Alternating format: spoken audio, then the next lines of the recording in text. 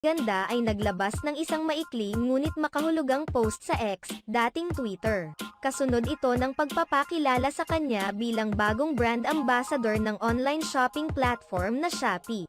Tweet ni Vice, nakapag-rhinestone na ba lahat? Happy Sunday! Nakakuha ito ng samut-saring reaksyon. Inisip ng ilang netizens, pinapatamaan nito ang TV host actress na si Toni Gonzaga na dating brand ambassador ng nasabing shopping app. Matatandaang noong Setyembre taong 2022, nag-trending sa social media ang By Shopee, matapos umani ng batikos ang celebrity endorsement na si Toni Gonzaga. Si Toni ay masugid na taga-suporta ni Pangulong Ferdinand Marcos Jr.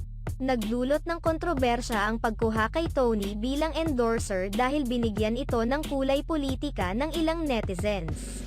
Lalong nagalit ang ilang netizens sa pagkalat ng balita